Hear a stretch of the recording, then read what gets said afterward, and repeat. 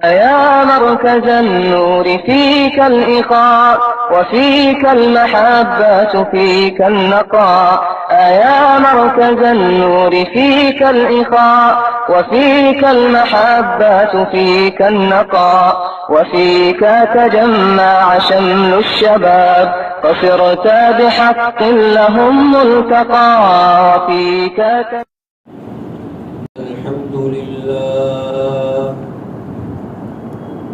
الحمد لله وكفى وسلام على عباده الذين اصطفى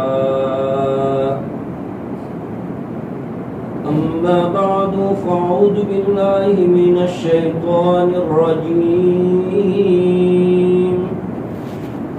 بسم الله الرحمن الرحيم وقل للمؤمنين يغضوا من أبصارهم ويحفظوا فروجهم ذلك أزكى لهم إن الله خبير بما يصنعون وقال رسول الله صلى الله عليه وسلم الحياء شعبة من الإيمان صدق الله وصدق رسوله النبي الأمي الكريم ونحن على ذلك لمن الشاهدين والشاكرين اللهم صل على سيدنا مولانا محمد وبارك وسلم بزرگوں اور ایمان والے دینی بھائیوں، چونکہ نماز کے بعد ایک نکاح ہے اور نکاح عفت و پاک دامنی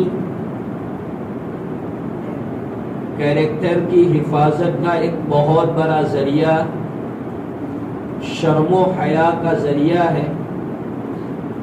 اس لیے میں آپ حضرات کے سامنے آج کے اس مجلس کے اندر شرم و حیا کے عنوان سے کچھ متعلق بات پیش کرنا چاہتا ہوں۔ بزرگوں اور بھائیوں، شرم و حیا انسانی کیریکٹر کی ایک زینت ہے، چاہے جنس ہو چاہے لیڈیز ہو، ہر ایک میں شرم و حیا ہونی چاہیے۔ آپ بالکل کمپیئر کر سکتے ہیں، ایک بے شرم آدمی ہوتا ہے اور ایک شرمیلا آدمی ہوتا ہے، اس میں آپ بالکل کھلا فرق محسوس کریں گے، اس کی بات چیت میں، اس کے ویوہار میں اور اس کی ہر چیز میں۔ ایک شرمیلا آدمی ہوتا ہے اور ایک بے شرم آدمی ہوتا ہے۔ تو شرم و حیا جو ہے وہ انسانی کیریکٹر کے لیے ایک بہت بڑا پروٹیکشن ہے کہ اس کے ذریعے سے انسانی کیریکٹر کی حفاظت ہو جاتی ہے۔ قرآن مجید فرقان حمید نے شرم و حیا کے تعلق سے دو ایسے عظیم الشان واقعات ذکر فرمائے ہیں جو میرے آپ کے لیے بہت ہی عبرت کا مقام اور بہت ہی نصیحت کی چیز ہے، لیکن مجھے وہ مکمل واقعات بیان کرنا مقصود نہیں ہے، جتنا آج کے میرے موضوع سے متعلق اس کا پارٹ ہے، حصہ ہے، وہ میں آپ کو بتلانا چاہتا ہوں۔ جناب حضرت یوسف علیہ السلام کی کہانی اور آپ کا قصہ قرآن نے بہت لمبا اور بڑی ڈیٹیلز میں پیش کیا ہے، پورا ایک چیپٹر بیان کیا ہے اس کے لیے، سورہ یوسف۔ لیکن جناب یوسف علیہ السلام بکتے بکتے عزیز مصر کے گھر پہنچ گئے تھے، جو مصر کا بادشاہ تھا اس کے گھر پہنچ گئے تھے۔ اللہ کا دیا ہوا حسن تھا، خوبصورتی تھی۔ حضرت یوسف علیہ السلام جب عزیز مصر کے گھر میں پہنچے اور عزیز مصر کی وائف حضرت یوسف پر عاشق ہو گئی. جناب یوسف علیہ السلام کو کسی طرح وہ اپنی طرف مائل کرنا چاہتی تھی، لیکن جناب یوسف کیریکٹر کے صاحب تھے. ہمارے ہر نوجوان کو جناب یوسف علیہ السلام کا کیریکٹر اپنے سامنے رکھنا چاہیے اور اپنی لائف کی، اپنی کیریکٹر کی اسی طرح حفاظت کرنی چاہیے جیسے جناب یوسف علیہ السلام نے فرمائی تھی کہ اتنی بڑی دعوت کے باوجود جناب یوسف علیہ السلام نے اپنے کیریکٹر کی حفاظت فرمائی. کوئی معمولی بات نہیں ہے. اس لیے اللہ کے رسول صلی اللہ علیہ وسلم نے حدیث میں، بخاری شریف میں روایت ہے کہ جہاں 7 آدمیوں کے عرش کے نیچے جگہ ملنے کی ذکر فرمایا ہے، اس میں وہ نوجوان مرد بتلایا ہے جس کو کوئی عورت اپنی طرف گناہ کی دعوت دیتی ہو اور وہ یہ کہے کہ توبہ توبہ میں اللہ سے ڈرتا ہوں. اس کو اللہ تعالیٰ عرش کے سائے کے نیچے جگہ نصیب فرمائیں گے. تو جناب یوسف علیہ السلام اس عورت کی بات ماننے کے لیے تیار نہیں تھے. یوسف علیہ السلام کو ایک کمرے میں بند کر دیا اور کہا ہائی طلب یوسف آ جاؤ، اپنی مراد کو پوری کر لو. لیکن جناب یوسف علیہ السلام نے پوچھا. اس کے گھر میں ایک بت بنایا ہوا تھا، اس کے اوپر ایک کپڑا ڈالا ہوا تھا. زلیخا نے اس سے پہلے اس پر کپڑا ڈال دیا. جناب یوسف علیہ السلام نے زلیخا سے پوچھا کہ زلیخا اس پر تو نے کپڑا کیوں ڈالا ہے؟ علامہ قرطبی رحمۃ اللہ علیہ نے اپنی تفسیر کے اندر یہ بات نقل فرمائی ہے کہ زلیخا نے یہ بات کہی کہ یوسف یہ میرا معبود ہے. کیا کہا؟ یوسف یہ میرا معبود ہے اور میرے معبود کے دیکھتے میں کوئی پاپ کروں، کوئی غلط کام کروں، یہ میری اندر کی آتما گوارا نہیں کرتی ہے، اس لیے میں نے اس کے اوپر کپڑا ڈال دیا ہے. جناب یوسف علیہ السلام نے کہا کہ وہ پاگل عورت، تیرا معبود تو دیکھتا بھی نہیں ہے، تیرے معبود میں دیکھنے کی بھی طاقت نہیں ہے، اور میرا معبود تو ایسا ہے کہ اس کے سامنے کوئی چیز چھپی ہوئی نہیں ہے. رات دن ہر وقت میرا معبود ہر چیز کو دیکھتا ہے. اب میں میرے معبود کے دیکھتے ہوئے کیسے گناہ کر سکتا ہوں؟ چنانچہ جناب یوسف علیہ السلام جب وہ عورت اس کی طرف بڑھتی ہے، زلیخا آگے بڑھتی ہے اور حضرت یوسف کو اپنی ہوس کا نشانہ بنانا چاہتی ہے، تو جناب یوسف اپنے کیریکٹر کی حفاظت کے لیے اللہ سے ڈرتے ہوئے دروازوں کی طرف آگے بڑھتے ہیں. 7 دروازوں میں بند جناب یوسف علیہ السلام جب نکلتے ہیں تو دروازے کھلتے ہیں. میرے بھائیوں، یہ کون چیز ہے جو گناہ سے بچا رہی ہے، جو کیریکٹر کو ڈیمیج ہونے سے بچا رہی ہے؟ وہ کون سی چیز ہے؟ شرم و حیا. اور اس سے سبق ملتا ہے کہ بعض مرتبہ آدمی کو عورت کی طرف سے بد کرداری کی دعوت ملتی ہے، لیکن ایسے موقع پر آدمی کو شرم و حیا رکھنی چاہیے. جیسے زلیخا اپنے معبود سے شرم و حیا کرنے کے لیے کپڑا ڈال دیتی ہے، اور اس کا معبود تو کمزور ہے، واقعی کمزور ہے، کہ کیونکہ وہ تو پتھر کی بنائی ہوئی مورتی تھی. لیکن اللہ تعالی جو 7 زمین 7 آسمان سمیع و بصیر جس کی صفت ہے، اس کے سامنے کائنات کا ذرہ ذرہ آیا ہے، اس ذات سے آدمی کو شرم کرنی چاہیے. حدیث پاک میں اللہ کے رسول صلی اللہ علیہ وسلم نے فرمایا استحیوا من اللہ. عبداللہ ابن مسعود کی یہ روایت ہے، استحیوا من اللہ، اللہ سے شرم کرو. صحابہ نے کہا یا رسول اللہ ہم اللہ سے شرم تو کرتے ہی ہیں. کہا یہ معمولی درجے کی شرم کافی نہیں ہے، استحیوا من اللہ حق الحیا، اللہ سے اس طرح شرم کرو جیسے اللہ سے شرم کرنے کا حق ہے. اور پھر اللہ کے رسول نے فرمایا کہ اپنے سر کی حفاظت کرو اور جس چیز کو سر نے گھیر رکھا ہے اس کی حفاظت کرو. اپنے سروں کی حفاظت کرو. کیا مطلب؟ کہ اپنے سر کو اللہ کے سامنے، اللہ کے علاوہ کے سامنے مت جھکاؤ، اس کی حفاظت کرو. سر میں دماغ ہے، دماغ بھی آ گیا کہ اس کی حفاظت کرو. غلط پلاننگ دل و دماغ میں نہ لاؤ، غلط خیالات دل و دماغ میں نہ لاؤ. اور سر کے ارد گرد آنکھیں ہیں، کان ہے، اس کی حفاظت کرو.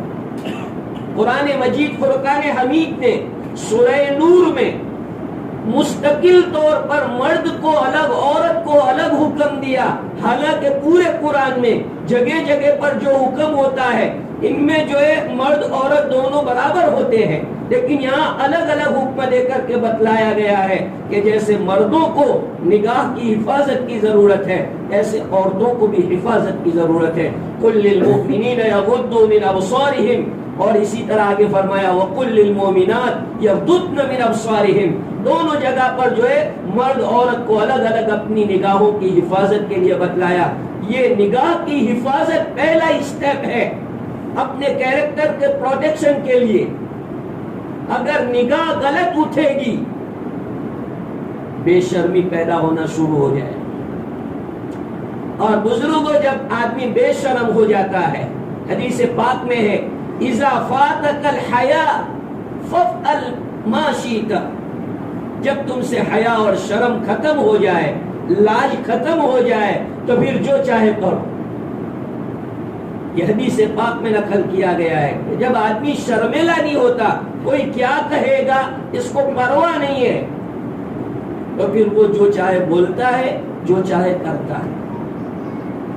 آج ہمارے سماج میں ماڈرن تعلیم کی وجہ سے فریڈم کا جو ماحول پیدا ہوا ہے، اس کی وجہ سے لڑکے میں بے شرمی، لڑکیوں میں بے شرمی، حتیٰ کہ لڑکیاں ایسے ہو جاتی ہے کہ تم کون ہو سکتے ہو جو ہماری لائف میں انٹرفیئر ہو رہے ہو. مائی لائف، لڑکی ماں باپ کو کہتی ہے، لڑکا ماں باپ کو کہتا ہے مائی لائف، یہ میری زندگی ہے، میں اس کا مالک ہوں، میں اس کو کس طرح تمہارے حوالے کر دوں. یہ فریڈم کی جو تعلیم دی گئی ہے اس کی وجہ سے ایسا ہوا ہے. ورنہ ایک زمانہ تھا کہ ہماری لڑکیاں ماں باپ کے آگے ایک بول بولنے کے لیے تیار نہیں کہ میرے ماں باپ جو فیصلہ کرے وہ. لڑکا میرے ماں باپ جو فیصلہ کرے وہ. یہ پہلے کی ایک تعلیم تھی. لیکن آج نئے ایجوکیشن نے ہم کو ایسا بنا دیا ہے کہ چونکہ یوروپ کے اندر شرم و حیا جو ہے ایک بیماری سمجھی جاتی ہے. یوروپ کا نظریہ یہ ہے کہ شرم و حیا ایک بیماری ہے، وہ آدمی میں نہیں ہونی چاہیے. چنانچہ ان کے یہاں سب سے زیادہ تندرست وہ ہوتا ہے جو بے شرم ہوتا ہے. اور شیطان کا کام ہی یہ ہے کہ شیطان سب سے پہلے آدمی کو بے شرم بناتا ہے، بے حیا بناتا ہے. اب بے شرم اور بے حیا بن جاتا ہے، پھر آدمی کو کوئی پرواہ نہیں ہوتی کہ مجھے کوئی کیا کہے گا، میرے متعلق کوئی کیا بات کرے گا. نکاح اللہ تعالیٰ نے مجھے اور آپ کو جو عطا فرمائی ہے نعمت، یہ شرم و حیا کا ایک بہت بڑا ذریعہ ہے. اس سے مرد میں بھی شرم اور حیا پیدا ہوتی ہے، عورت میں بھی شرم اور حیا پیدا ہوتی ہے. اس لیے بزرگوں ضرورت ہے آج ہمارے معاشرے کو، سماج کو شرم و حیا جیسی صفت کو دینے کی. اگر شرم و حیا ہمارے سماج میں سے نکل جائے گی، خیر اٹھ جائے گی، بھلائی اٹھ جائے گی. آج ماحول آپ دیکھیے، میں بیان نہیں کر سکتا. اللہ کا گھر ہے، آدمی کہتا ہے میری بھابھی ہے، میری بھابھی ہے، اور گھر کے ساتھ ایسا تعلق ہو جاتا ہے. یہ بھابھی کا جو نظریہ آیا ہے یہ اسلام کے خلاف ہے. بھابھی نہیں، بہن ہی ہوتی ہے، وہ ایک بہن ہی ہوتی ہے. رسول اکرم صلی اللہ علیہ وسلم کے سامنے ایک آدمی آئے اور کہا یا رسول اللہ، دیور کے متعلق آپ کیا کہتے ہیں؟ اللہ کے رسول نے کہا کہ کوئی اجنبی مرد اجنبیہ عورت کے ساتھ تنہائی میں نہ ملے. تو اللہ کے رسول سے سوال کیا اس صحابی نے کہ رسول اللہ دیور اگر تنہائی میں ہو تو بعض مرتبہ ایسا موقع ہو جاتا ہے کہ دیور اگر گھر میں اکیلا ہو تو رسول اکرم صلی اللہ علیہ وسلم نے فرمایا کہ دیور تو موت ہے، یعنی جیسے آدمی کو موت ہر وقت خطرہ رہتا ہے ایسے دیور سے ہر وقت خطرہ رہتا ہے کہ دیور تو ہر وقت گھر میں رہتا ہے اور لوگ سمجھتے ہیں کہ بھائی گھر کے آدمی، ایسے کزن کا معاملہ ہے۔ ایک جگہ سے میرے اوپر مسئلے کے لیے فون آیا تھا، میں آپ کو یہ جو فری ماحول ہوتا ہے نا وہ بے شرمی کیسی پیدا کرتا ہے، اور ماں باپ کی جو مطلب کہ ماں باپ جو کیئر نہیں لیتے تو اس کی وجہ سے کیا چیز پیدا ہوتی ہے، اس کے لیے ایک واقعہ میں سنا تھا۔ ایک چھوٹی لڑکی تھی، اس کے ماں باپ کا انتقال ہو گیا تو ماموں نے پرورش کے لیے اپنے پاس لی، بھائی ہے یعنی بہن کی اولاد ہے تو اس لیے بہن کی اولاد سے پیار ہوتا ہی ہے کہ بھائی میرے بہن کی اولاد، تو ماموں نے اس کی پرورش کی۔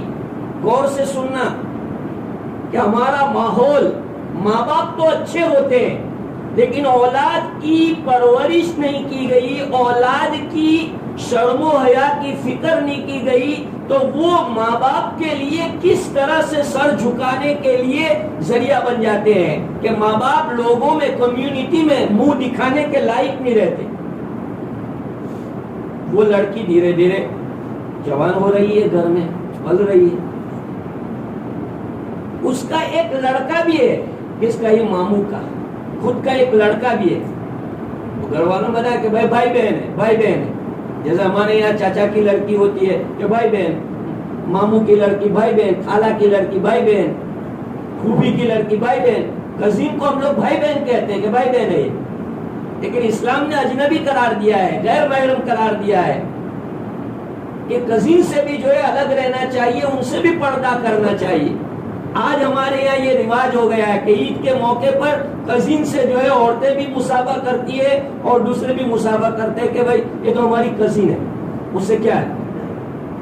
خیر، اب ہوتا یہ تھا کہ یہ لڑکا لڑکی گھر میں ہوتے تھے، ماں باپ کو کبھی جانے کا آتا تھا کہ بیٹا تم دونوں بھائی بہن گھر میں اچھے سے رہنا، لیکن اللہ کے رسول کی حدیث غلط نہیں ہو سکتی۔ رسول اکرم صلی اللہ علیہ وسلم نے کہا کہ جہاں اجنبی مرد اجنبی عورت کے ساتھ تنہائی میں ملتا ہے وہاں شیطان تیسرا ساتھ میں ہوتا ہے۔ شیطان نے ورگلا ہے تو تھوڑا بہت کچھ کام بنا، دونوں کے تعلقات ہوئے۔ تعلقات اب ماں باپ کو کب بھی کام ہوتا ہے کیونکہ گھر میں وہ دونوں ہی رہتے تھے، جب بھی کام ہوتا ہے تو وہ تو ٹرسٹ کرتے تھے کہ یہ تو بھائی بہن ہے۔ چلو لڑکی بڑی ہو گئی اور لڑکی کی شادی کی بات آئی، لڑکی کی شادی کرا دی دوسری جگہ پر۔ ابھی یہ لڑکے کا افیئر اس کے ساتھ تھا۔ دیکھو ماں باپ کی کیسی غلط فہمیاں ہوتی ہے۔ ارے بھائی تم فیصلہ کرنے سے پہلے اپنی اولاد کو پوچھو تو صحیح، اس کا اوپینین تو آپ لو کہ بھائی تمہارا کیا اوپینین ہے، تم کیا کہنا چاہتے ہو۔ تم اس کی زندگی کے ماں باپ ہونے سے اتنے تھوڑے مالک ہو سکتے ہو کہ تم لڑکا لڑکی کو پوچھ بھی نہیں سکتے کہ یہ رشتہ تم کو پسند ہے کہ نہیں ہے۔ خیر، اس لڑکی کی شادی ہو گئی، 2 مہینے ہوئے تو حمل کی علامت ظاہر ہوئی۔ چیک اپ کے لیے گئے دواخانے چیک اپ کے لیے گئے تو چیک اپ کرایا گیا تو لڑکی پریگننٹ تھی، اور ڈاکٹر تو ڈاکٹر ہوتے ہیں تو کہہ دیا اس نے صاف کہ بھائی یہ 4-5 مہینے کا حمل ہے۔ تو لڑکا حیران جس نے شادی کی تھی، وہ میرے شادی کو تو 2 ہی مہینے ہوئے ہیں اور یہ ڈاکٹر تو 4-5 مہینے کا کہہ رہا ہے کہ 4-5 مہینے کا عمل ہے۔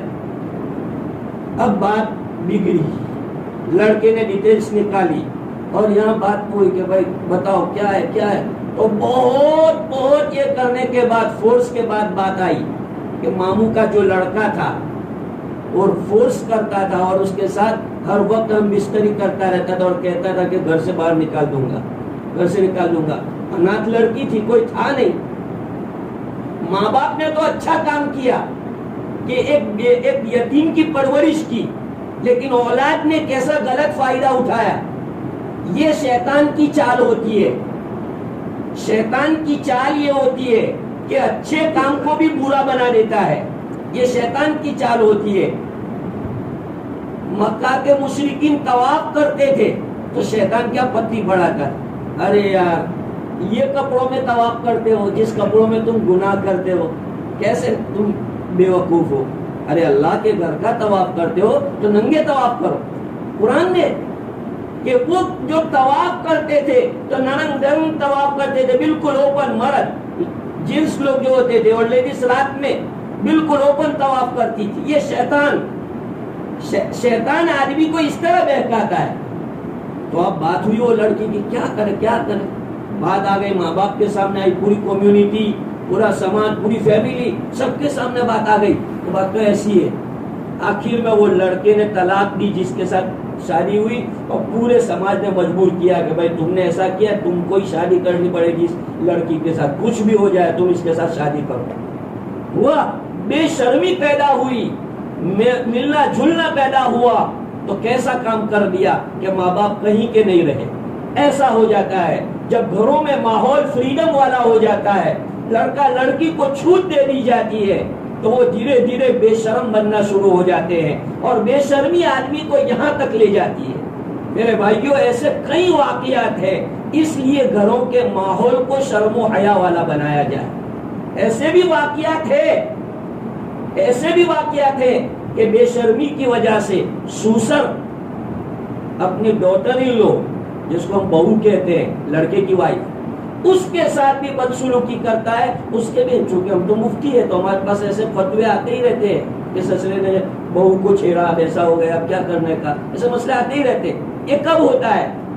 जबकि बहू ऐसी होती है जो आजादाना अपने ससुर के सामने आती है। शैतान है, शैतान जवान के बदन में भी जाता है, बूढ़े के बदन में भी जाता है, आलिम के बदन में भी जाता है, नॉन आलिम के बदन में भी जाता है। हर एक की बॉडी में शैतान जाता है, हाजी की बॉडी में भी जाता है, गैर हाजी की बॉडी में भी जाता है, हर एक के पास शैतान तो आता है। तो सुसर इससे पर्दा नहीं हुआ, सुसर से जो है शर्मोया। हमारी जो औरतें पहले की जो बुद्धियां औरतें होती थी, वो सुसर को जल्दी मुंह नहीं दिखाती थी, बड़ा जो है ओढ़नी सामने ले आती थी। तो दर हकीकत बात ये हो जाती है कि घरों में औरतें शर्मो हया के साथ नहीं रहती, या फैमिली में शर्मो हया के साथ नहीं रहती, तो माहौल बिगड़ जाता है और जिनाकारी पैदा हो। शैतान का हथियार यही है, शैतान ये चाहता है कि जिनाकारी आम हो जाए, और ये जिनाकारी जो आम होती है बेशर्मीपन से होती है। पहले जो है रेडियो था, रेडियो आप लोगों ने सब ये जमाना देखा होगा। तो लोगों ने रेडियो पर इतने मजा नहीं आती थी, तो धीरे धीरे टैप निकला, टैप से जो है टीवी निकली, और टीवी में वीसीआर आया। फिर देखा शैतान ने कि अभी काम नहीं बनता, तो कंप्यूटर के ऊपर इंटरनेट की मुसीबत को जो है उसने लाके खड़ा कर दिया। अब ये इंटरनेट की मुसीबत आ गई, और अब सेल फोन आ गए। सेल फोन क्या है? एल फोन है। ये एक जहन्नमी फोन है, इल्ला माशाअल्लाह जो बचे वो बचे, वरना आज जो हमारे नौजवानों में बेशर्मी पैदा हो रही है, हमारी लड़कियों में बेशर्मी जो पैदा हो रही है, वो इंटरनेट के गलत इस्तेमाल की वजह से। इंटरनेट का जो गलत इस्तेमाल, मैं मना नहीं करता कि आप नेट इस्तेमाल मत करो, कीजिए, एक फैसिलिटी है। अल्लाह ने जमाने के एतबार से मुझे और आपको एक टेक्नोलॉजी अता फरमाई है। टेक्नोलॉजी से फायदा उठाना मना नहीं है, लेकिन टेक्नोलॉजी का गलत इस्तेमाल करना, अल्लाह की नाफरमानी में इस्तेमाल करना, आज 90% लोग नेट का गलत इस्तेमाल कर रहे हैं। 90% लोग ऐसे हैं जो नेट को गलत इस्तेमाल कर रहे हैं। तो इसकी वजह से आज घरों में बेहयाइयां पैदा हो गई।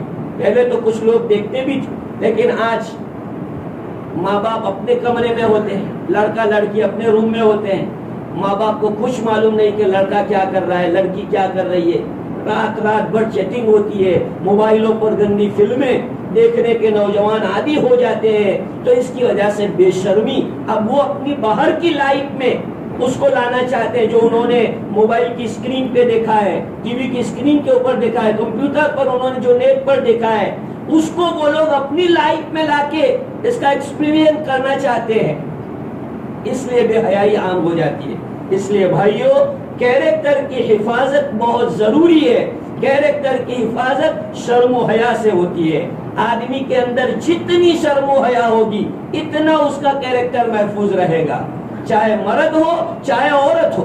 اس لیے آپ حضرات سے درخواست ہے کہ آپ اپنی اولاد کو شرم و حیا والا بنائیں۔ کبھی غلط بولے تو اسے ٹوکے کہ بیٹا یہ تم نے غلط بولا ہے، ایسا نہیں بولنے کا۔ غلط حرکت کرے اس کو آپ بتاؤ کہ تم نے غلط حرکت کی، چاہے لڑکا ہو چاہے لڑکی ہو۔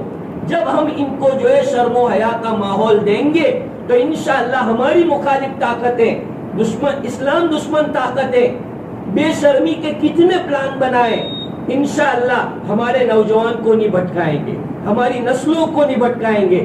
آج بے حیائی اور بے شرمی کے لیے کیا کیا پلاننگ ہو رہی ہے وہ تو آپ کے سامنے ہے۔ ہم اور آپ دیکھتے ہیں کہ کتنی بے حیائی عام ہو رہی ہے۔ اس لیے بزرگوں ہمیں محنت کرنی پڑے گی۔ ہمارے سماج میں ابھی اللہ کا شکر ہے کچھ گیا نہیں ہے، اللہ کا لاکھ لاکھ شکر ہے۔